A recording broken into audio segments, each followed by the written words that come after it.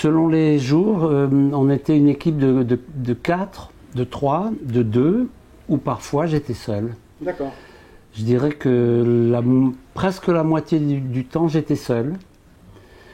Mais tout dépend de ce qu'il s'agissait de filmer. Quand j'ai filmé des réunions ou des ateliers, on était 4. Et puis pour des situations plus intimes, des moments de conversation, il m'arrivait d'être tout seul. J'arrive pas sur le tournage en disant, comme si j'allais faire un casting. Vous m'intéressez, vous non. Mais comme s'il fallait, je sais pas, un panel de gens différents. C'est pas du tout comme ça que ça se passe.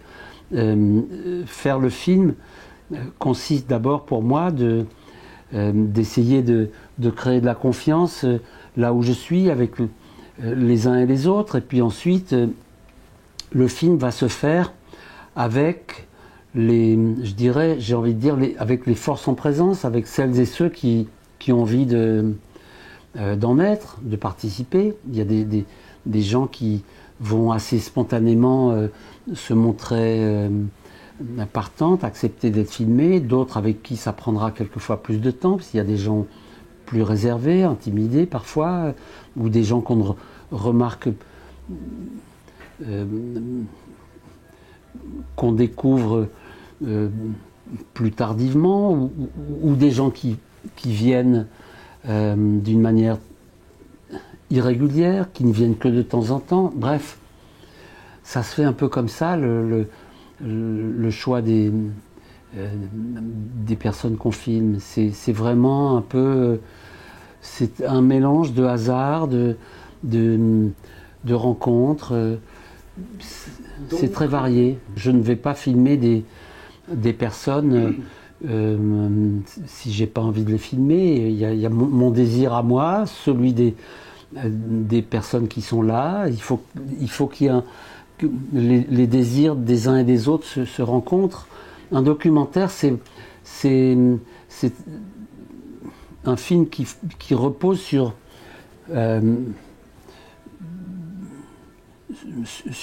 le désir réciproque. Désir de filmer certains et en face, désir de participer à l'aventure. Un documentaire, ça n'est pas la réalité, c'est pas la réalité brute. Dès qu'on pose sa caméra quelque part, dès qu'on filme quelque part, on interprète. On interprète le réel. On le réécrit. On en propose une relecture.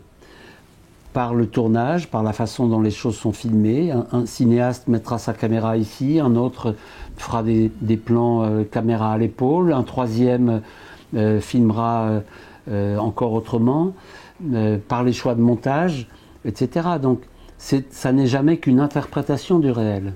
C'est toujours, c'est pour ça que je dis même souvent, le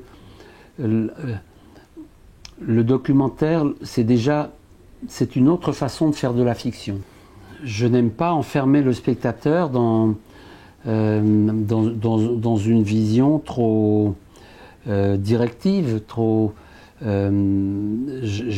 au fond, pour moi, ce qui compte, c'est de montrer ce que je filme dans une certaine complexité, dans une certaine... oui, je suis très heureux quand... au fond, les films... chacun peut s'en emparer. Chacun lit le film à travers ce qu'il projette, ce qu'il y voit, avec ses yeux, avec son parcours, etc. Donc les films sont polysémiques. Les films, on voit tout à la fois tous le même film et on voit tous un film différent quand on va au cinéma. C'est ça qui est beau. Si on voyait tous exactement la même chose, il n'y aurait pas d'échange, il n'y aurait pas de débat, il n'y aurait pas de discussion. Un film qui impose au spectateur, qui tente d'imposer au spectateur une vision unique. Un film, André Labarthe, un cinéaste philosophe un peu, disait « Un mauvais film, c'est un film qui n'a pas besoin de moi ». C'est-à-dire c'est un film qui n'a pas besoin des spectateurs. Moi j'ai besoin des spectateurs. les retours des spectateurs m'importent. L'échange avec les spectateurs a une importance pour moi. Ça me nourrit. J'apprends des choses sur mon propre film. Une fois le film terminé, on découvre plein de choses dans l'après sur ce qu'on a fait soi-même. Le documentaire télévisé, c'est une forme qui est la plupart du temps du côté du journalisme. Et donc, il y a bien souvent une voix off, des explications. On dit au spectateur ce qu'il doit penser, on le nourrit par des explications, des commentaires, etc. Et de sorte que dans cette forme-là, le spectateur n'a pas autant d'espace pour réfléchir par lui-même. On lui impose une vision des choses. Et moi, dans mes films, je ne donne pas d'explication. Je ne suis pas là pour tenir un discours sûr, mais je laisse les spectateurs. Je